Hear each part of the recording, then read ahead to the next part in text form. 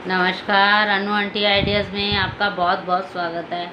आप सबका भी बहुत बहुत धन्यवाद जो आप मेरी वीडियो देखते हैं और लाइक करते हैं, शेयर करते हैं, सब्सक्राइब करते हैं, तो उसके लिए मैं आप सबका धन्यवाद करती हूँ। आज जो मैं आपके लिए टॉपिक लेके आई हूँ कि सुघड़ गृहिणी,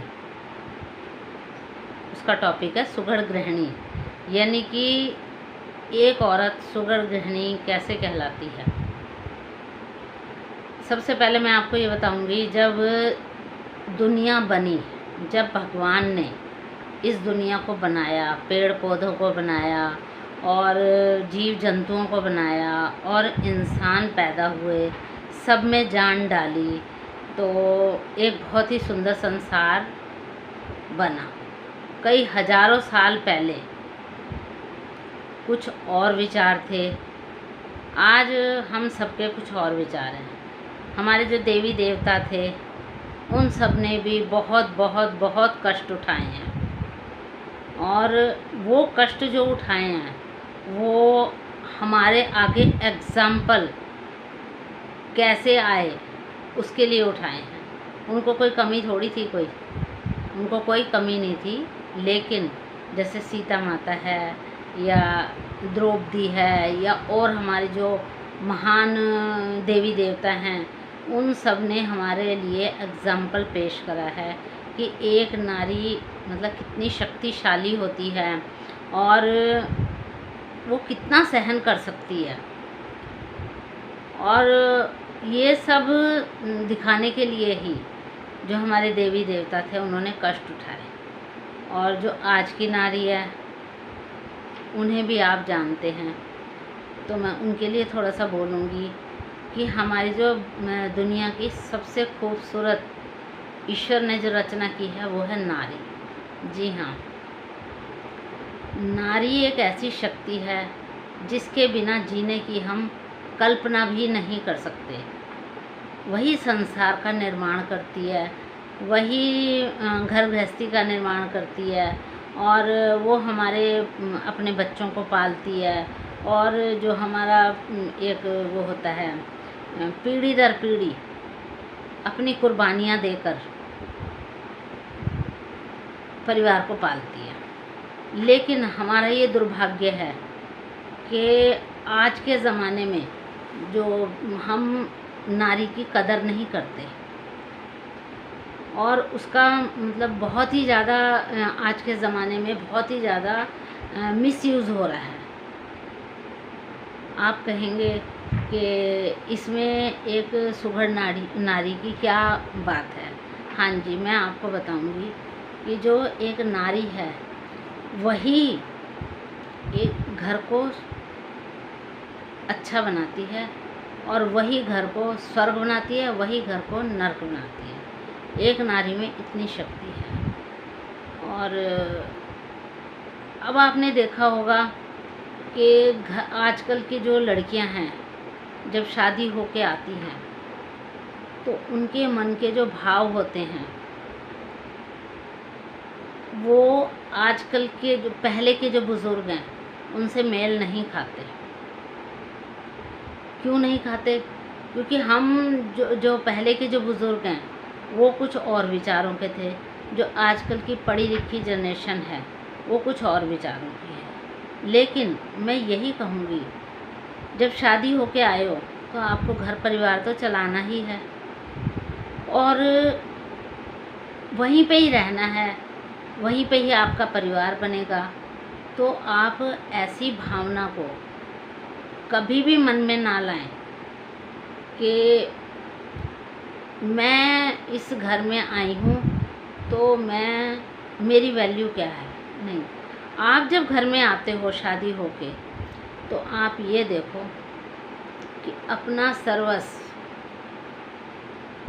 मतलब जो आप ये मानो कि जिस परिवार में हम जा रहे हैं अब वही हमारा घर संसार है, वही हमारे सदस्य हैं, और वही हमारे जो आने वाले जो हमारे बच्चे होंगे उनसे ही हमारा ये घर बनेगा। तो मन में कभी भी ये द्वेष भावना ना लाएं कि हम इस घर में सारा दिन काम करते रहते हैं, हम सारा दिन यहाँ पे नौकरानी की तरह लगे रहते हैं, या मैं इनके लिए क्यों करूँ, ये बूढ़े माँ बाप हैं, क्या मैं सारा दिन इनकी सेवा करती रहूँ? नहीं, सुगढ़ गृहिणी वही है जब वो शादी होके आती है, उस घर को अपना घर समझे, उस सदस्यों को अपने बहन भाई समझे, या जो बूढ़े माँ बाप हैं उनको अपने माँ बाप समझे। अगर ये सब मान के वो चलती है तो वो घर अपने आप ही स्वर्ग हो जाएगा, उसे कुछ करने की ज़रूरत नहीं है। तो एक सुगढ़ गृहिणी के क्या कर्तव्य होते हैं? सबसे पहले सुबह उठे, नहा धो के पूजा करे, अपने घर में जो बुज़ुर्ग हैं उनका ध्यान रखे, जो घर में बच्चे हैं उनका ध्यान रखे, पति का ध्यान रखे। अगर आप ऐसा करते हो तो कोई रीज़न नहीं है कि उस घर के सदस्य आपको प्यार में ना तोल दे। अगर आपका वे ऑफ टॉकिंग अच्छा नहीं है तो बुज़ुर्गों चुपचाप बैठे रहते हैं, लेकिन उनको ये परेशानी होती है कि हमारा ये जीवन का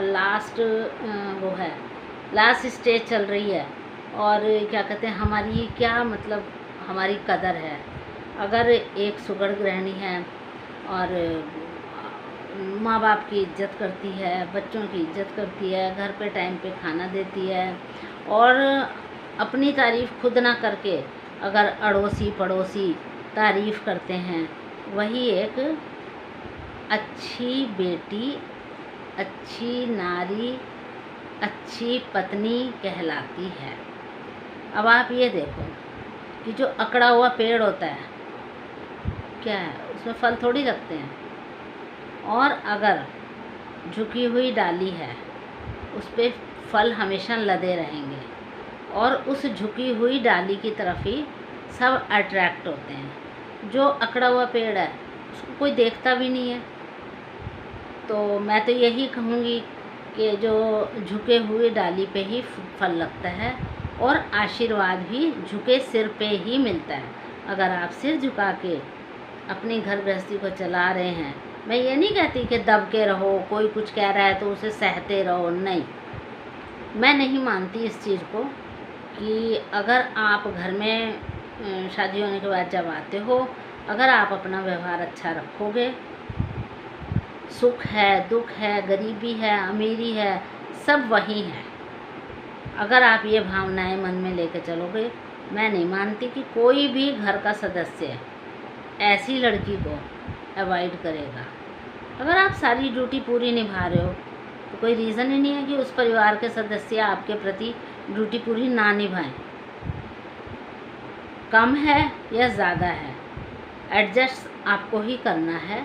जब पूरा परिवार कर रहा है तो आपको भी करना है, बजाय ये कि गुस्सा करो, परेशान हो। और सबसे बड़ी बात, जब आप खाना वगैरह बनाते हो तो आप क्या करते हो, गुस्से में कभी मत बनाओ। ये बहुत बड़ा मैं आपको एक ट्रिक दे रही हूँ। अगर खाना बनाते टाइम आप प्यार से बनाओगे और अच्छी भावना से बनाओगे तो ईश्वर जो है उसमें अपना आशीर्वाद डालते हैं, और खाना बहुत टेस्टी बनता है, और खाने का एक अलग ही स्वाद आता है। तो आप इस बात को छोटी मत समझना, ये मेरा अपना एक्सपीरियंस है कि जिस भावना से आप खाना बनाते हैं या सर्व करते हैं, उसी भावना से आपके खाने में स्वाद आएगा। और दूसरी बात, ऐसी थोड़ी कहते हैं कि जो पहले के बुज़ुर्ग थे, क्या प्याज रोटी भी खाते थे तो स्वाद लगती थी, दाल रोटी थी। आजकल की तरह इतनी वैरायटियाँ नहीं थी, लेकिन घर परिवार इतने अच्छे चलते थे कि लगता था कि एक घर है। ऐसे परिवारों में मरते टाइम भी इतना सा दुख नहीं होता था कि भाई हाँ अब हम जा रहे हैं। तब इंसान यही कहता था हमने सब कुछ देख लिया, अब हम संतुष्ट होके जा रहे हैं। और आजकल की जनरेशन, आजकल तो आप जानते ही हैं, आजकल की हर लड़की भी जानती है। वो हालांकि अपनी जगह बिल्कुल सच है। अगर जो लड़कियां जॉब करती हैं वो फ्रस्ट्रेटेड हो जाती हैं मतलब वो परेशान हो जाती हैं कि भाई हम जॉब पे भी जाएं और घर का आके भी काम करें। तो ऐसे घर में सदस्यों का उसका ध्यान रखना चाहिए कि कोऑपरेट करना चाहिए, जितना भी, चाहे बड़े बुजुर्ग हों, चाहे बच्चे हों, चाहे पति हो, उसका पूरा साथ देना चाहिए। तो मैं नहीं समझती कि लड़की जो है कभी भी अच्छा व्यवहार नहीं करेगी। तो ये घर परिवार होता है, खाली नारी से ही नहीं होता, लेकिन नारी की बहुत बड़ी भागीदारी होती है घर चलाने में। मैं आप सबको यही बताऊंगी, जो भी आजकल के बच्चे हैं और जो बड़े बुज़ुर्ग हैं, उन सबको कोऑपरेट करके ही घर चलाना चाहिए। लेकिन नहीं तो क्या होता है, बड़े बुज़ुर्ग चुप करके बैठे रहते हैं, ठीक है, अब हम बेबस हैं, जैसे भी करेंगे हम सहेंगे। तो ये जो आशीर्वाद निकलता है ना खुश होने के बाद, जो बुज़ुर्गों के मन से आशीर्वाद निकलता है, वो घर को एकदम हरा भरा रखता है। ये छोटी छोटी बातें हैं, लेकिन बहुत काउंट करती हैं जीवन में, क्योंकि कल को हमने भी तो बुज़ुर्ग होना है, हमने भी बुज़ुर्ग होना है, और सेम वही चीज़ें होती हैं फिर।